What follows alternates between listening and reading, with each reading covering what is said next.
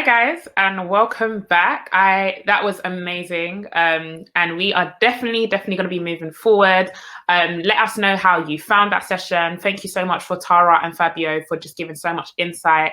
And of course, our amazing moderator, Lit Lisa.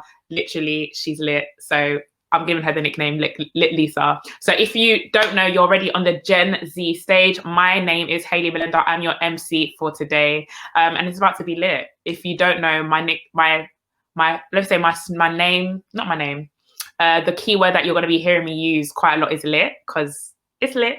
And we're here for the CogX, a Gen Z stage. So I'm about to reintroduce you to Lit Lisa, for our next session, who is going to be, Lisa's probably here thinking, what is Hayley talking about? Why this nickname? But she's lit. I'm keeping lit. I'm seriously, all my friends for the rest of the week are going to have to call me Lit Lisa. I love that, Hayley. Thank you so much for a huge worries. And welcome back, everyone, to the Gen Z stage on this Monday morning. There's already been a lot of energy and a lot of insights and getting us all into gear for a wonderful CogX for the rest of the week. I am welcoming back to the stage the project manager for Beatfreeks, Tara Buckley. And she is about to talk about how we empower young people to be digital citizens. We'll hear how Beatfreeks, supported by google.org, are empowering young people to be safe users and positive voices online through their Be Internet Citizens project. I love that title, Be Internet Citizens. It's a program for teenagers aged 13 to 15, developed in partnership with ISD, YouTube Creators for Change, Beatfreeks, and expert youth facilitators like Tara. The program was delivered through a series of school-based workshops, teacher trainings, and youth worker trainings. So we'd like to welcome back Tara. Are we ready? Hey, yeah. Hey, excellent. Well, can't wait. Go for it. Great. Thank you for introducing the project, Lisa. So as mentioned, I'm Tara, and amongst other things, I'm a project manager at Beatfreeks. As mentioned again, Beatfreeks is a growing community of young creatives working with brands and governments and funders who also see the value in sharing power with young people. My role as a project manager can be described as party planning, but with a purpose. So it's about bringing people together in order to fuel social change, essentially. More recently, these metaphorical parties have been taking place online, and that is in response to many things. It's in response to the fact that we spend on average 32 hours per week on social media. And as the Take the Temperature report also suggests, we're saying that 70% of us are feeling even more pressure to be online right now. And then add to that Gen Z or digital natives have always grown up their whole lives with these two worlds running alongside each other. So the digital space and the physical space are equally weighted. They are equally valid and they're equally legitimate. And if we work off this understanding, then it becomes really hard to ignore the fact that 38% of us say that social media has a negative impact on how we feel about ourselves. And only 2% have the digital literacy skills to be able to recognise if a story is real or fake. Which I think is interesting based on what Fabio was saying about young people feeling like we're going towards more traditional media sources to get our news. Wouldn't it be great if we could recognise the influx of news as either real or fake on the platforms that we're using, rather than having to rely on that one source? So with this in mind, Beatfreeks, we started to question, like, what can we do to help? What can we do to support young people to feel like they can be safe and that they can be positive digital citizens? And so for us, the answer does lie in digital citizenship. It is about creating spaces where young people can interrogate what it means to be a positive citizen online. And it's more than just being safe. It is about being well-informed, constructive and responsible members of our online communities. So one of the ways that we do that is through our Be Internet Citizens programme, in partnership and supported by google.org and YouTube. And over the last year or so, we've been able to work with thousands of 13 to 15-year-olds and train them in digital citizenship by training hundreds of teachers across the nation. And the project really looks at what it means to be a digital citizen, what tools can be drawn upon in order to make us better citizens online. And to do that, we look at a number of things. One of those things is fake news. So that's exactly what it says on the tin. That is news that is partly untrue or completely untrue.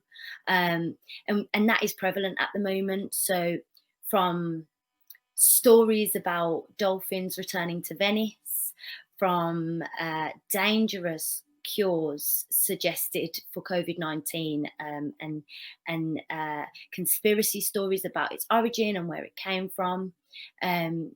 It's everywhere, and no wonder young people are feeling like they need to go to that one source right now, because it's a lot to try and discern what's right and what's not. With that in mind, we're also forced to think about disinformation.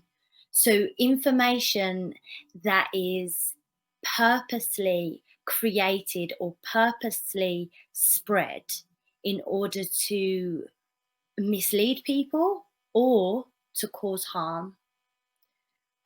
We also think about misinformation. So this is information that could be potentially accidentally incorrect. So when a news platform makes an accident, that happens, right? Or when we're looking at information sources and we don't know if they're real or fake, but we spread them along anyway. And this is misinformation. This is unintentionally misleading people and potentially causing harm. And we've seen this a lot, particularly my age range, of WhatsApp messages from your cousins, brothers, aunties, next door neighbour's dog is a nurse high up in the NHS, and they recommend things like spreading garlic all over your body to prevent COVID-19. Now, things like this might have an element of truth embed in there that makes them more legitimate, but ultimately they're spreading a lie. So yeah, and Be Internet Citizens also encourages people to understand biased writing. So writing that favours one point of view, maybe one political agenda. It's not fair, it's not balanced, and that's ultimately what's important to know about biased writing. We may have seen recently that mainstream media have had a particular focus on the minority of people that are vandalizing or rioting during the mainly peaceful Black Lives Matter protests. Just yesterday, I was sent a video from a well-known boxer and in a WhatsApp group, and I immediately watched it, noticed that it wasn't a full clip, so I went away, I Googled the full clip, got it up, shared that. I went back into the shorter clip, clicked on who sent it. It took me to a Twitter page of a middle-aged white man. I copied and pasted his name, I searched him on the internet, which immediately brought up his whole news platform, which is based around sharing alt-right views. And then I went back onto his Twitter page and looked through his posts, and they were all very similar kind of posts that were designed to essentially spread the Black Lives Matter movement in a negative light. So this is the way that biased writing filters into everything that we're looking at. And Be Internet Citizens is a place where we can start to develop the tools to do that for ourselves. In addition to that, we look at scapegoating. So scapegoating is originally a religious ritual whereby hundreds of years ago, thousands of years ago, communities would put their problems, their sins, their worries onto a goat that would then be sacrificed. And when that goat was sacrificed, we would then, our worries and our sins and our fears would go away, apparently. How that plays out in today's society is that an individual, we only have to look at what happened with Caroline Flack, or a group such as anybody participating in the Black Lives Matter movement are targeted by the media. So yeah, we look at scapegoating. We also look at echo chambers and the role they play, filter bubbles, some other things, with the aim of helping anybody that takes part to be able to understand the role they play in their online communities. So when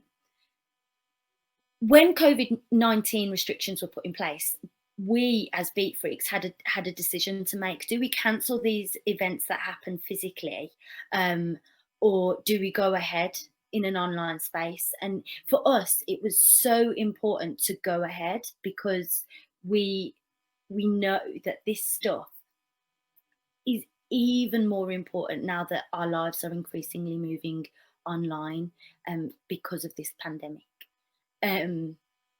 So we reacted quickly. We got the training online for teachers to access.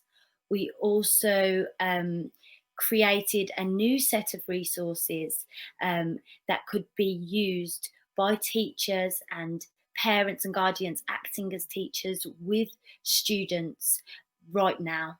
So they didn't have to wait till they got back into their classrooms. They could learn those skills right now whilst they're on the internet so much.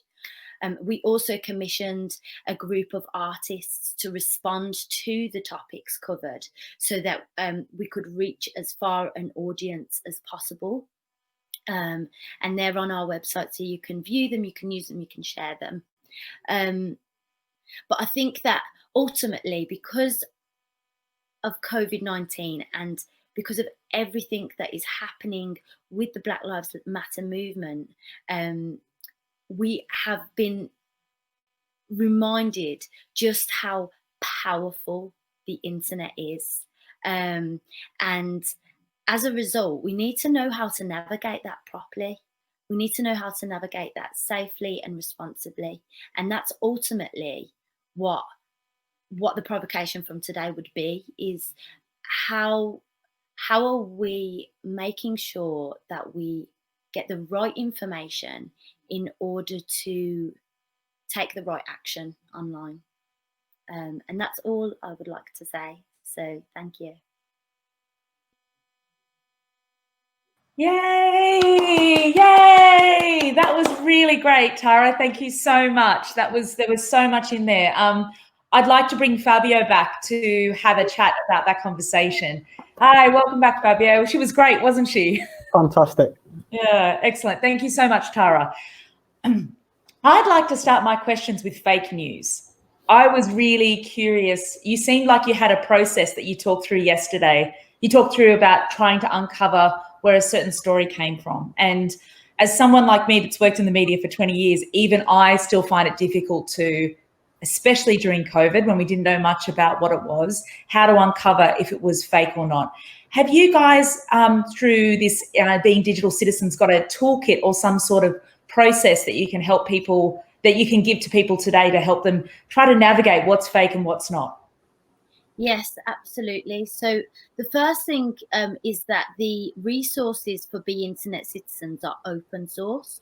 So ISD and Google.org actually work to create those resources. It's for any teachers or youth workers. They can go on, they can download a presentation and a session plan of instructions of how to run this. But if you go on there as well, you can also take that away as a young person. If you're listening to this now, you can go on there and download that, and that's got all of the information. But for now, I can say that the first thing is to just always ask yourself, where did that come from? So when you're sent something or you see something, the first thing you can do is look at the URL. Does it have a crazy URL that is like www1 at .net something .uk as well? Like what is the source of that URL? And key to that as well is the HTTP or the lock. So if it hasn't got a lock, it doesn't mean that it's always can't be trusted, but just look at the lock in the URL, and then look at that URL, and if it doesn't look like a typical, it's a bit fishy, you can look at that. Less so now because fake news is becoming really, really clever. Yeah, sophisticated, I was about to say, yeah. Sophisticated. You might see some spelling mistakes in there as well. But I will say I think that's less so now. But if you Google the news outlet to where it is, and then you see the other kinds of things that they're posting, or you might see some reviews or some, people having a discussion on whether this is legitimate or not.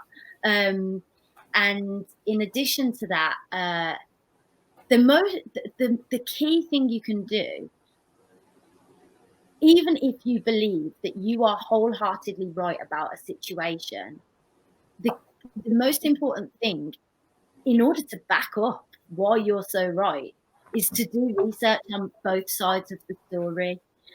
Growing up, you may have heard the saying that there's 3 sides to any story: the truth, the lie, and then somewhere in between, essentially, or his side, her side, and then the truth. So try to understand both sides of the story, even if that is coming from a place of, oh no, I'm 100% right and I'm going to prove it and I'm going to find this out. You might actually just come across something that that surprises you. So if you see something about, I don't know, a COVID-19 cure, for example, look on maybe a left-wing media source or a right-wing media source, and then maybe like a Huffington Post somewhere in between, and an alternative, and try to bring that learning together. So it sounds like you look for the website, you make sure it's legit, and then you become more savvy about different sources and their biases, and then come to a decision, huh? Is that kind of what you're saying? It is, but I've been looking at this stuff for a very long time. So I think in terms of like easily breakdownable steps, the BBC actually have an acronym that you can follow, and I haven't got it on the top of my head, but you're right. In terms of breakdownable steps, it's look more into it. Look at the URL. Is there spelling mistakes? What other posts does that site share? What are other people saying about that site? Yeah, and Fabio, do you have anything else to add to a toolkit for fake news? Yeah, I think just to I suppose link it back to the research in about how young people report fake news, I think is really interesting and related to this, in terms of like noticing fake news is the first step, isn't it, in terms of noticing it for yourself? But a key problem here as well is circulation and further circulation of fake news. So a lot of young people we spoke to said that perhaps if they were sent something directly that they didn't think would be true in a group chat, for example, then they would feel perhaps empowered to call that out and say, you know what, I'm not sure that's true per se. But scrolling through the feed on Instagram, on Facebook or whatever, young people would feel maybe less likely to click the report button. And I think that that's something that's going to be really, really important in terms of trying to deal with fake news as an issue that we face as a society, about how we can work with those platforms like Instagram, like TikTok, etc., in order to help them combat fake news, because no doubt it's really, really difficult and really hard. And part of the appeal and part of the USP, I suppose, of those platforms is that people can post what they want. The difficulty then becomes how can create tools, how can those platforms create tools that will enable people to feel empowered to click report or click I'm not sure this is legit, or think or at least reshare it and say, you know what, I don't think this is real. Fostering that sort of digital community space where people feel empowered to say, you know, I don't think this is right, or I do think this is right, in a productive and quite real way. Yeah, no, I agree. And I also think I found over the last couple of years, keeping savvy to the changes that are going on each platform, like even in the last couple of weeks, we've seen the fact checking go up a level on Twitter. And, you know, but also we'll constantly see those things evolve as well. So it's a matter of, so it's not as if we're settling on a set of tools. It's also being open to evolving those tools as a digital citizen, isn't it, guys? 100%. And I think, like, just finally on that, I think the report function is again a double-edged sword, in that yes, it can be used to report fake news, but it can also be used as a form of censorship, or of not reporting certain things. I read about certain, I don't know, perhaps controversial topics, for example, or hashtags that raise awareness about certain movements that some people might not agree with, how they get reported and get marginalized as a result. So yeah, it's a double-edged sword, and something I think platforms are making moves on, but perhaps we need to do a little bit more. Or maybe sorry, continue. So I was just going to say, maybe we should talk to some young people or talk to some users about how they interact with those platforms, and find out from them about how we should best continue it. Absolutely agree. Tara, I'm sure in your process of when you said you were looking through these different sources to work out if something was fake or not, it's also been, I'm sure you can relate about working out where your own biases stand too when checking the facts, because I know sometimes I may not agree with something and I'll be like, it doesn't exist, but it may. But it's also about checking in with that as well, isn't it? Absolutely, yes. Yeah, I have nothing else to add to that. It's true, right? Especially because we all believe that we're right. And it just so happens that sometimes those beliefs clash, and so yeah, it's and I think what's really key to that, what I'm really experiencing at the moment, is when you are then calling somebody out for sending that news that they believe is true, is not going in straight away with a hammer and laying that person down completely, because you will not get a dialogue from that, unfortunately. I think that asking more questions or posing little seeds of doubt might work a little bit better than going in and yeah, basically saying I'm completely right, you're completely wrong. Oh, Tara, where were you with some of the conversations I had last year? Sense of sensitivity. No, but I think I completely, I definitely agree with you with having the conscientiousness to look at multiple sides, because I know when I haven't been right, it's because I haven't been aware of another side to the story. And we all share these experiences collectively, don't we? Mm-hmm. Yeah. Before we go to our break, I just wanted to ask you, Tara, I read in the report that 58% of secondary teachers hadn't taught digital citizenship. I can imagine there's a challenge there where a lot of students may be more savvy to a certain platform than a lot of the teachers, or have just learned it in a different way. If you are a teacher trying to activate more digital citizenship, of course, going to these resources are really important. But are there any any other tips that you can give on this talk on how to be able to teach the young digital citizens of tomorrow? So it's worth saying that when that report had been written, the report that we're referring to is the ISD report, Institute for Strategic Dialogue, who are the people that put the resource together along with Google. They reported on 2009 findings. At that time, digital citizenship was not taught in schools as a formal subject. Since then, so in late 2019, early 2020, digital citizenship has been introduced to the curriculum. So it's more of an agenda for teachers now. So there will be other resources as well as digital be internet citizens out there. But I think as a key takeaway from that, I think recognizing that as a teacher, you don't always have to be the most right person in the room, and sometimes it can be better to hand over that conversation or that power to a young person. Imagine how great it would look if a room was filled almost as in a classroom looked like a surgery, where the young people were teaching each other about online safety and the things they've encountered, and the teacher was just there as a facilitator of those conversations and just doing a bit of fact checking here or there.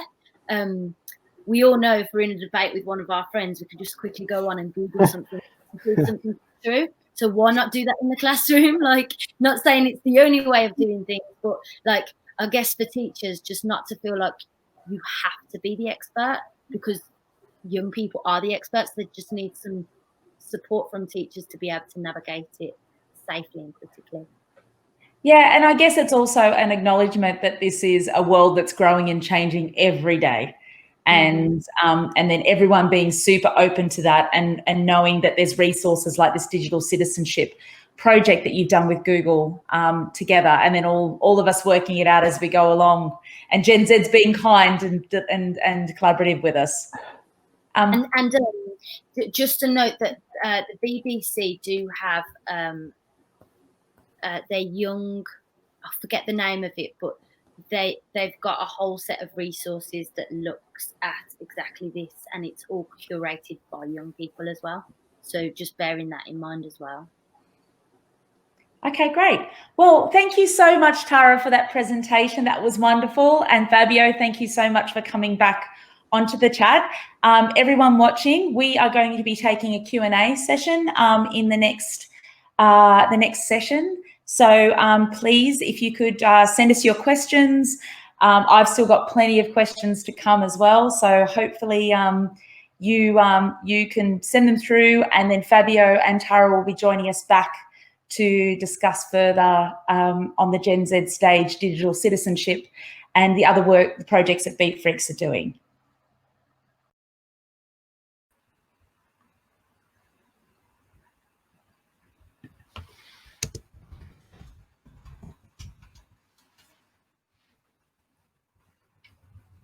That was amazing. That was amazing. Yeah, Tara, your presentation was amazing, and so insightful to have Fabio as well, and of course Lit Lisa.